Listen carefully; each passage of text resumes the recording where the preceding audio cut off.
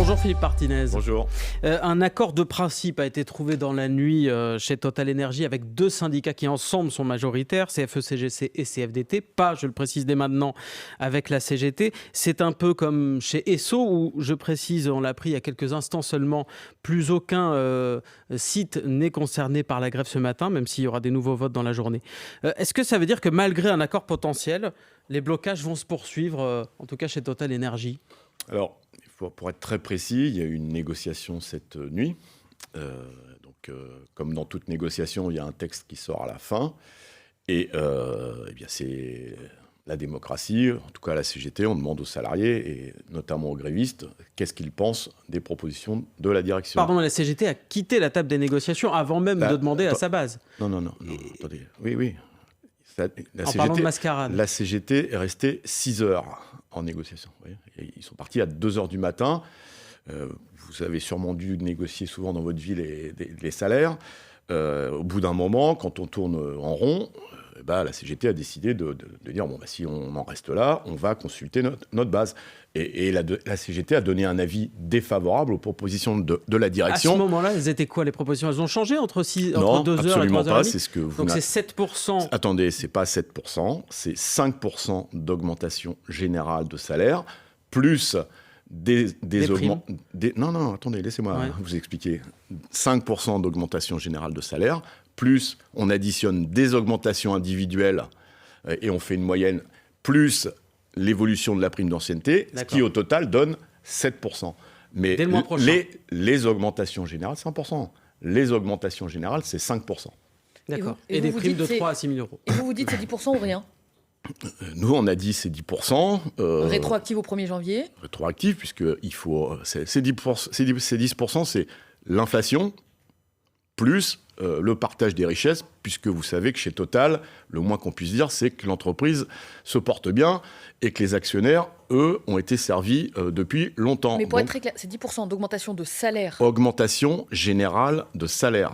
Plus des primes, de l'intéressement éventuellement. Augmentation générale de salaire. S'il y a des choses en plus, pourquoi Tant pas. mieux. Et en dessous de 10%, il n'y a pas de discussion. Mais ça fait partie de la négociation. Mais pour l'instant, 5%, c'est loin de 10%, vous voyez ? C'est la moitié. Mais est-ce que vous considérez que Total a quand même fait un pas ? Parce qu'au début, ils ont dit on ne discute pas avec les grévistes. Ceux qui bloquent, on ne discute pas avec eux.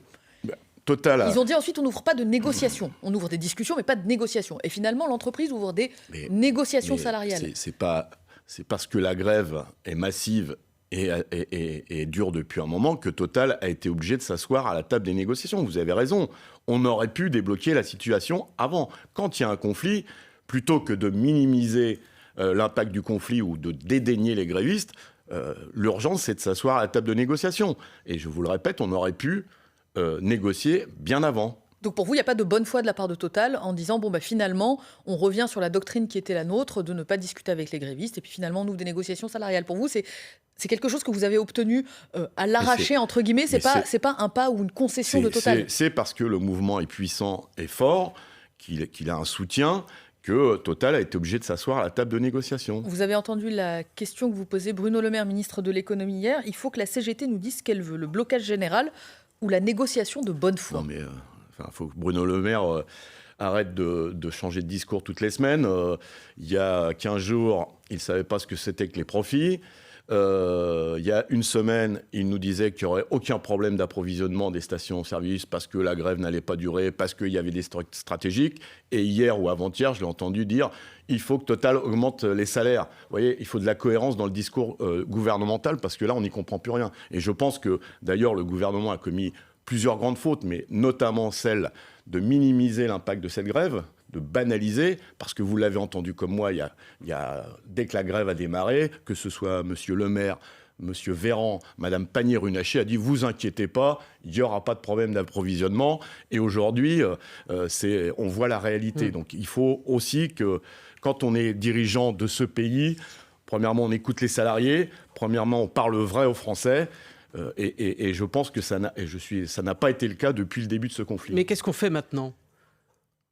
La CGT va retourner à la table des négociations ? La CGT, vous l'avez dit d'ailleurs dans vos informations, elle a consulté sa base, comme on dit, ouais. ceux qui sont en grève, de ce que j'ai compris. Grève reconduite sur tous les sites qui sont en grève ce matin. Donc, ça veut dire que les salariés n'acceptent pas la proposition de la direction. Il faut renégocier. Et je vous le répète, 5%, c'est loin, c'est très loin. 5% augmentation générale, et je précise à nouveau, 7% en moyenne si on inclut les augmentations individuelles. Les revendications, c'est sur les augmentations générales de salaire. Vous ne craignez pas l'impact de ce mouvement sur la société française? Ce matin, par exemple, sur France Info, SOS Médecins craint des conséquences graves sur la santé des Français. Mais on n'est et pas... explique que les médecins sont obligés de faire la queue 1h30, 2 heures avant de pouvoir faire le plein pour aller voir les patients. Premièrement, on n'est pas inconscient, d'accord ? On sait bien qu'une grève, il y en a qui n'impactent pas la vie quotidienne et il y en a qui impactent la vie quotidienne. Le moins qu'on puisse dire, c'est que la vie quotidienne de tous les Français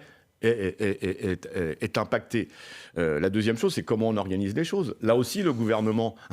Pourquoi il n'y a pas des stations-service dédiées justement à ces services d'urgence? C'est ce que réclame SOS Médecins. Vous êtes d'accord? Mais bien sûr. C'est ce qu'il faudra mettre en place. Bien sûr. Sauf que depuis le début, le gouvernement, je vous le répète, a banalisé l'impact de la grève, a sous-estimé le mécontentement.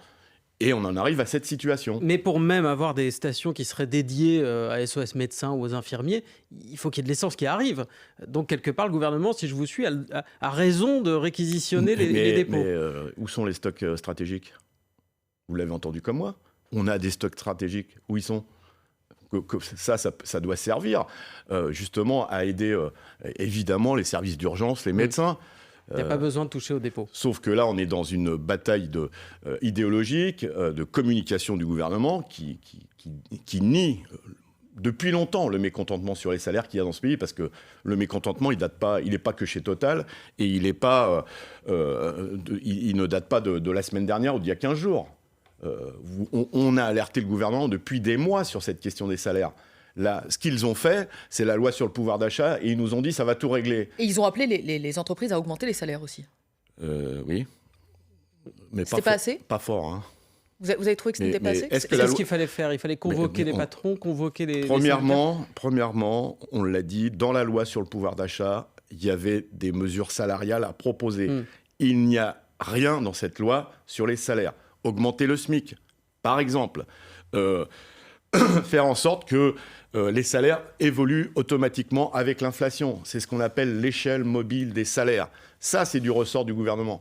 Il y a des négociations en entreprise, évidemment, mais il faut un cadre légal pour que tout le monde soit logé à la même enseigne. Philippe Martinez, secrétaire général de la CGT, vous restez avec nous. On jette juste un coup d'œil sur le fil info. Il est 8h40. Voici Marie Maheu. Une ONG bordelaise porte plainte contre Total Energy auprès du parquet national terroriste. Plainte pour complicité de crimes de guerre déposée avec une ONG ukrainienne. Les deux associations dénoncent la continuité des activités du groupe en Russie après le début de la guerre.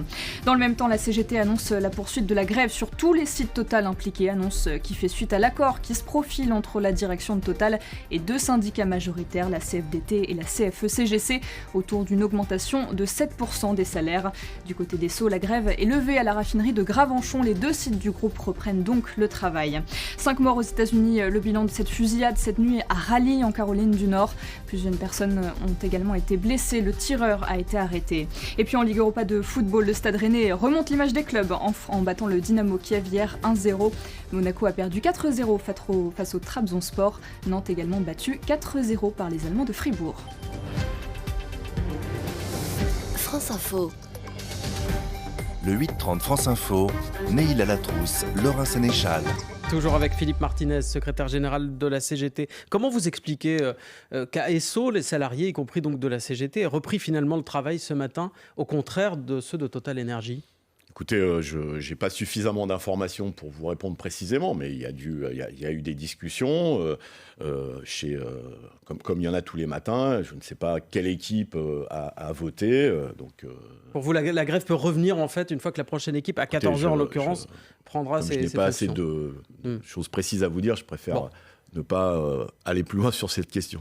En tout cas, il y a une certitude, c'est que mardi, vous appelez à une généralisation de la grève. Est-ce que ce n'est que mardi ou est-ce que c'est une grève reconductible? Et en gros, si je vous pose ma question autrement, c'est est-ce qu'il y aura des trains et de l'essence pour la Toussaint? Alors premièrement, vous savez qu'on a fait une mobilisation interprofessionnelle le 29 septembre, vous vous en rappelez, et qui a très bien marché. Là aussi, Certains ont essayé de minimiser. On avait dit qu'il y aura des suites. La C'est suite, moins que celle de 2010, par exemple, hein. Enfin, si on compare à vous savez que le situation monde a un équivalente. peu changé depuis 2010. Donc vous dites c'est normal qu'il y en ait eu moins. Le monde a un peu changé depuis 2010. Le monde du travail a beaucoup changé depuis 2010. C'est-à-dire aujourd'hui, on se mobilise moins dans la rue, on Mais- fait moins mais grève. C'est ce Il y, que a vous plus, dites. il y a plus de précaires, il y a plus de contractuels, il y a plus d'intérimaires, il y a plus de travailleurs et de travailleuses liés à l'ubérisation. Pour faire grève, quand on est dans cette situation, c'est compliqué. Et puis, avec la baisse de pouvoir d'achat, quand on n'arrive pas à vivre de son salaire complet pendant un mois, une journée en moins, 2 journées en moins, c'est encore plus difficile. Le monde a un peu changé, et vous le savez très bien. Donc pour en revenir à votre question, donc la suite de ce qu'on a construit le 29, on l'avait dit, il y aura des suites, c'est mardi prochain. Après, c'est comme dans toutes les entreprises, il y a là où c'est nécessaire, il y a des préavis. Dans d'autres, il n'y a pas besoin de préavis. Je le répète, dans le privé, il n'y a pas besoin de préavis. On peut se déclarer en grève le matin même. Et puis, il y a des assemblées générales, il y a des discussions et on verra ce qui se passe. Mais vous ne pouvez pas prendre l'engagement que tout le monde pourra partir en vacances, par exemple, pour la Toussaint. Premièrement, pourquoi essayer de dramatiser la situation ? Nous, on fait des propositions pour que justement cette question des salaires soit en partie réglée. Des négociations dans les branches, dans les entreprises et des mesures gouvernementales liées au salaire. Si on fait de la prévention, parce qu'il y a un problème, soit on le règle, soit on fait comme le gouvernement et la direction de Total font, on joue le pourrissement avec les conséquences que ça donne. Mais je vous pose la question parce que la CGT cheminot, justement, a dit on se mettra en grève mardi, mais on ne s'interdit aucun scénario pour la suite. Donc vous, ce que vous dites ce matin, c'est la suite. En fait, ça ne dépend pas de la CGT, ça dépend du gouvernement, c'est madame, ça ? chez Total, ils ont déposé, justement le 29 septembre, il y a eu un mot d'ordre de grève, ils avaient prévu 2 jours, sauf que l'Assemblée générale et les salariés mécontents ont dit on continue, donc on verra ça le 18. Ça a duré 20 jours avant que les négociations s'ouvrent seulement. Oui, bien sûr. Si vous voulez, on peut y revenir, mais pour être très précis sur votre question, il y a pour l'instant une journée de grève, après il y a des assemblées générales, il y a des discussions, et c'est les salariés qui décident si on continue ou pas. Mais il faut régler cette question des salaires et arrêter d'être dans le déni de la part du patronat et du gouvernement sur tout irait bien sur les salaires en France. Ce matin, on attend une décision importante, celle du tribunal administratif de Rouen sur les référés contre les réquisitions que vous avez déposées. Qu'est-ce que vous attendez de la décision ? Vous pensez obtenir gain de cause ce matin auprès du tribunal administratif ? Nous, on pense que ces réquisitions sont illégales. Et on s'appuie sur une décision de l'OIT. Alors j'ai entendu une chronique ce matin sur France Info. C'était le vrai du faux ce matin. Oui, tout à fait, très intéressante. La France ne peut pas être condamnée par l'OIT parce qu'il n'y a pas de justice internationale en matière sociale. C'est l'Organisation internationale du travail qui est une émanation de l'ONU. Mais il n'y a pas de tribunal international sur les droits sociaux. Contrairement à ce qui se fait, par exemple, contre les crimes de guerre. Mais même dans sa décision, l'OIT émet effectivement des réserves sur une éventuelle atteinte au droit de grève. La France a donc été condamnée, c'est une formule que nous utilisons, puisqu'il n'y a pas de condamnation style justice. Et que dit cette... Et l'OIT dit aussi que la France pouvait, l'OIT dit, justement du fonctionnement du pays. C'est une possibilité de remise en cause du droit de grève. Les réquisitions ne sont justifiées que quand il y a des problèmes sur les services d'urgence. On parlait des médecins, par exemple. C'est ça qu'elle a dit. Mais c'est le cas aujourd'hui, dit non. médecin, par exemple. Aujourd'hui, la réquisition, elle n'est pas justifiée parce que le SOS médecin ou les services d'urgence ne trouvent pas d'essence. Oui, vous dites encore une fois, il y a des réserves stratégiques de l'essence, il y en a, on peut en trouver ailleurs. Nous disons que cette réquisition, elle n'est pas justifiée et c'est une atteinte au droit de grève. La même chose qu'on disait en 2010 et que l'OIT a confirmé. Mais je vous le répète, évidemment, on peut jouer sur les mots sur condamnation. Il y a pas nous, on le réclame qu'il y ait une justice internationale en matière de droit. Mais la justice s'était prononcée en 2010, elle n'avait pas condamné... Mais est-ce que le droit international, c'est important, vous savez, monsieur ? C'est très important. Philippe Martinez, cet arrêté, il a été déposé pour la réquisition du dépôt de Port-Jérôme chez Esso ExxonMobil. S'il y a d'autres réquisitions, vous déposerez des référés à chaque fois qu'il y aura réquisition ? Mais il y en a eu d'autres depuis, à Dunkerque, chez Total. Et ce matin, à Lille, va se dérouler une nouvelle séance, puisqu'il y a eu un nouveau référé spécifique à Total Dunkerque. Et vous dites au gouvernement, à chaque fois qu'il utilisera la réquisition ? Mais c'est grave ce qui se passe. C'est grave ce qui se passe. Et c'est en lien d'ailleurs, et tous les syndicats européens luttent contre ça. Vous nous confirmez qu'il y aura à chaque fois un référé, à chaque fois qu'il y aura réquisition ? Mais évidemment. Et c'est grave parce qu'au niveau, et tous les syndicats européens se battent contre, il y a une volonté au niveau de l'Union européenne de restreindre le droit de grève. c'est très grave, c'est très très grave. Vous faites une grève, donc vous appelez à la grève, en tout cas interprofessionnelle, mardi. Pourquoi vous n'avez pas marché avant ça, dimanche, une marche contre la vie chère, c'est exactement les mêmes revendications que vous portez ce matin sur ce plateau, avec Jean-Luc Mélenchon et la France Insoumise? Vous avez remarqué que les slogans ne sont pas tout à fait les mêmes. Nous, ce n'est pas contre la vie chère, c'est pour l'augmentation des salaires. Cette nuance est importante parce qu'on voit bien... mais c'est la seule raison qui fait que vous n'avez pas marché dimanche. Vous me posez une question, si vous me laissez répondre, vous allez tout comprendre, je pense. Donc cette nuance, elle est importante. Augmenter les salaires, ce n'est pas la même chose que la lutte contre la vie chère. Le gouvernement, avec son texte pour le pouvoir d'achat, prétendait lutter contre la vie chère aussi. Deuxièmement, nous pensons qu'on est dans un processus syndical et que sur ces questions-là, les syndicats doivent être soutenus, mais on ne doit pas faire des choses en parallèle. Et je pense que là... Et puis, il y a des modalités qui ne nous conviennent pas. Donc, quelles modalités ? Par exemple, faire une manifestation nationale à Paris. En plus, il y a des problèmes d'essence, vous voyez.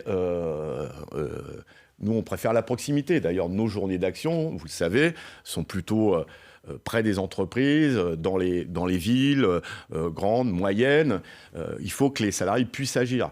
Et puis, il y a besoin qu'on fasse aussi plus de complémentarité entre des batailles syndicales sur les questions sociales et puis des relais politiques. Ça, nous y sommes favorables. Par exemple, à l'Assemblée nationale, continuer ces batailles sur la taxation des profits, sur les politiques salariales, etc., etc. Est-ce que le succès de votre mobilisation du mardi est conditionné au succès de la marche de dimanche ? Ça n'a rien à voir. Ça n'a rien à voir. Vous souhaitez qu'il y ait du monde quand même dimanche dans la rue ? Moi, je souhaite qu'il y ait beaucoup de monde en grève mardi.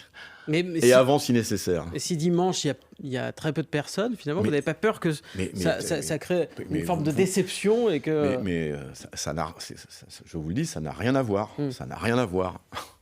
Philippe Martinez, secrétaire général de la CGT, invité de France Info. 8h50, le fil info, et on continue notre entretien. Marie Maheu.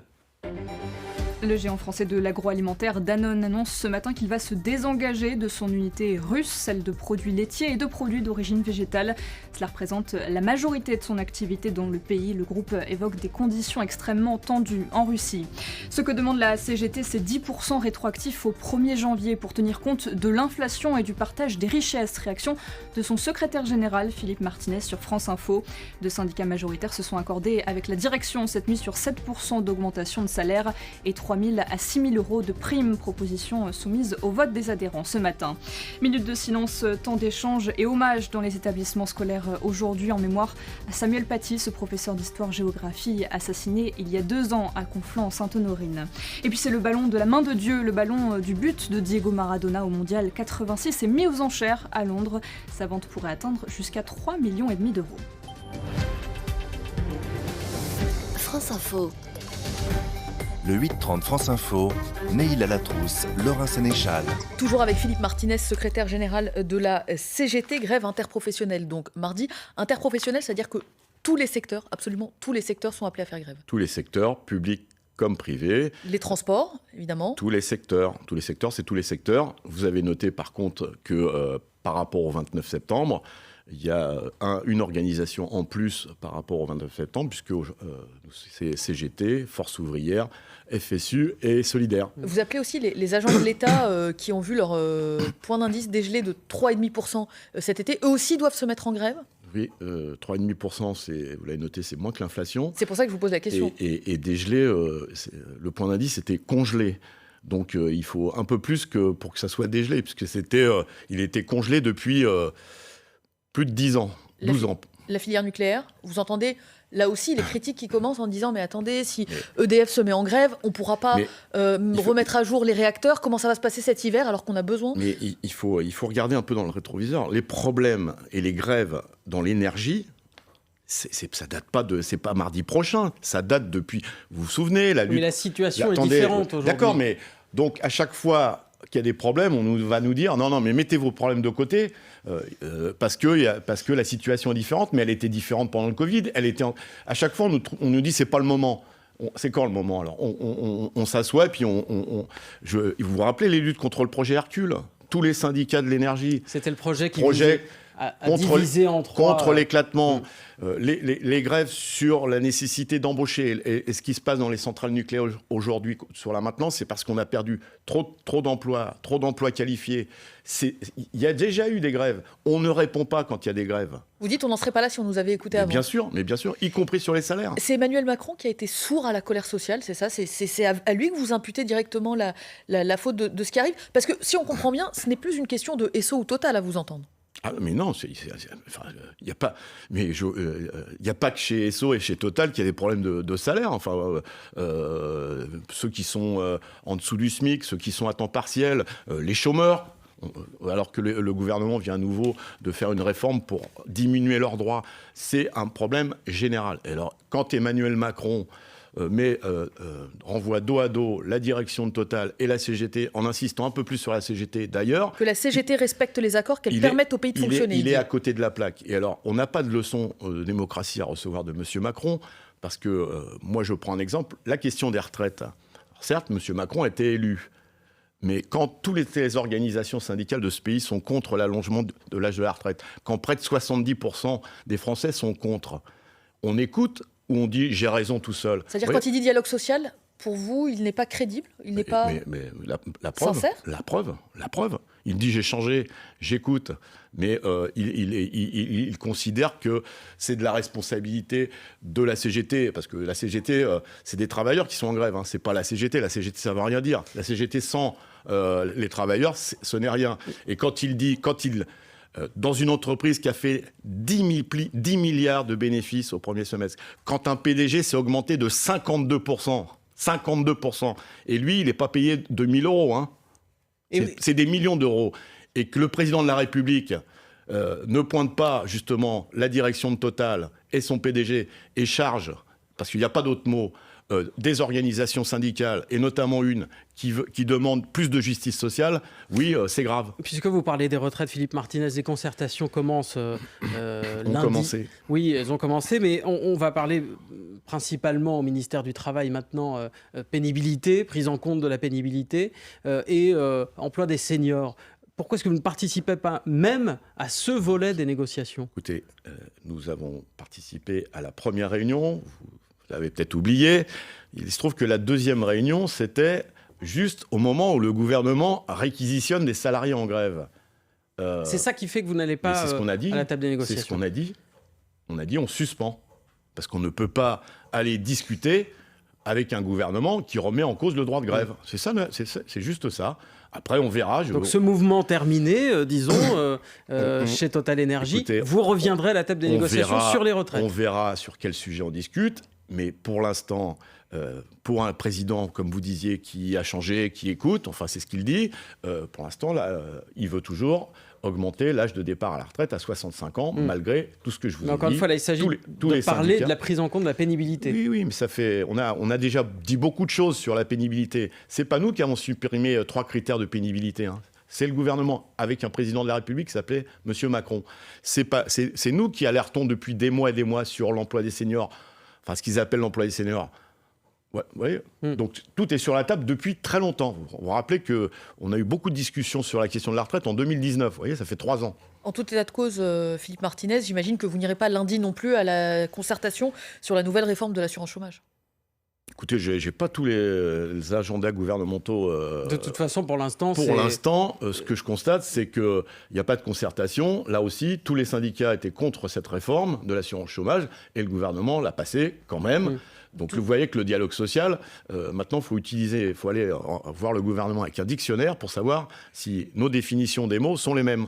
Vous avez dit, d'ailleurs, je crois que vous discutiez. Alors, il n'y a pas de concertation avec le gouvernement à proprement parler sur les projets de réforme, mais vous discutez avec Elisabeth Borne en direct, vous l'avez dit dans les médias, à qui vous avez dit sur les réquisitions, vous faites, je vous cite, une connerie. C'est ce que vous lui avez dit. Mais donc, le dialogue n'est pas rompu avec le gouvernement. Mais c'est normal que le secrétaire général de la CGT, il soit en soutien total avec les salariés en grève, que ce soit chez Total qu'on discute avec la direction, et que la CGT, au niveau de la Confédération, elle fasse la pression sur le gouvernement, parce que le gouvernement, je vous le répète, a une responsabilité. Et oui, j'ai dit à la Première ministre, au moment où on pouvait ouvrir des négociations lancer des réquisitions, c'est une connerie.